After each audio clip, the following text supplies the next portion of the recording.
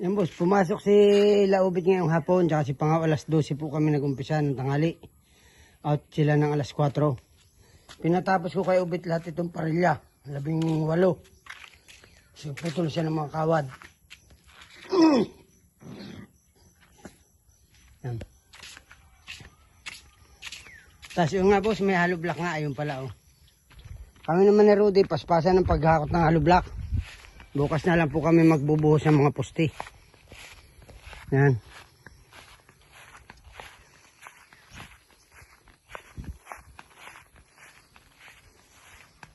Pumasok yung dalawa ngayong hapon, sayang daw. Wala naman daw silang gagawin.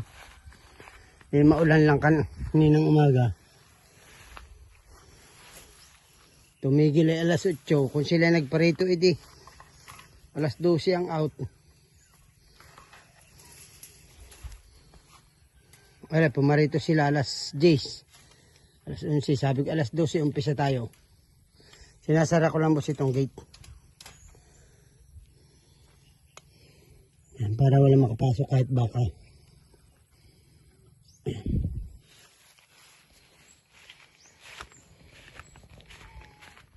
Ito yung nakakot namin hollow block. Itong kabilang bunto ng naubos namin. Tapos ito binabawasan na din. Ingat lang baka may ahas. Yan.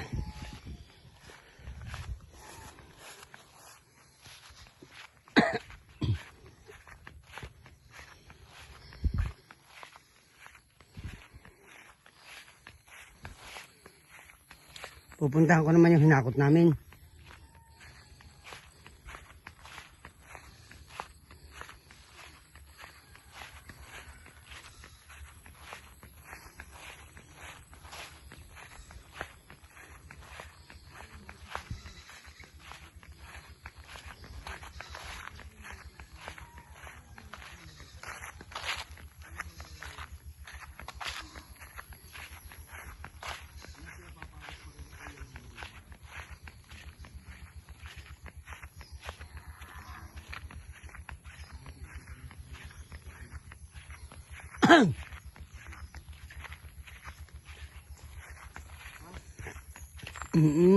Itong pinto sara nyo itong gate. Yung kawad. Oo nga, alas 4 na nga. Diyan ko lang ating ginawa.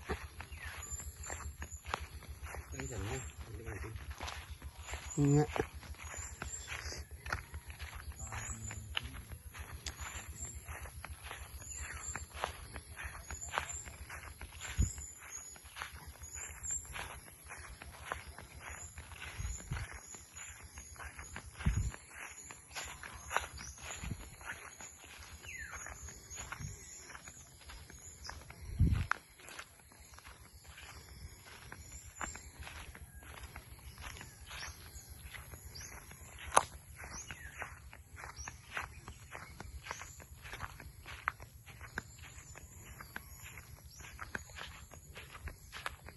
Ito yung mga hinakot namin hollow block.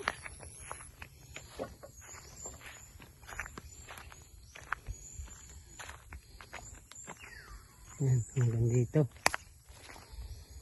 Yan. Bunton-bunton boss. Isang bunton. Yan. Dalawang bunton. Dire-diretso yan hanggang doon yan boss oh. Mula doon sa kanto ni Daniel. Papunta dito. Ayan. Para pag nag-asintada, di tutok na. Doon yan galing sa may akasya, sa may loob. Itong mga hollow block natin ito. Ito yung mga hollow block natin. Ayan. Isang bunton. 2. 3.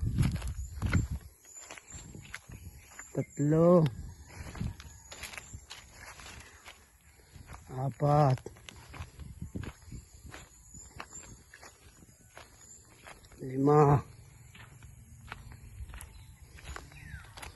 7.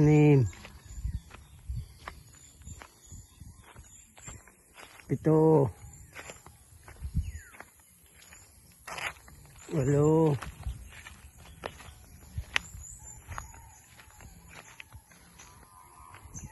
10. 11. Hanggang doon sa kanto. Yan. Bali dire-diretso yan boss, mga hollow block na yan hanggang doon. Tumpok-tumpok yan, papuntan doon. Hakot lang kami naroon din ng hakot galing doon. O yan. Hanggang dito lang po sa video at lampas na po ng 5 minutes. Salamat po, God bless po, bye bye. Salamat po.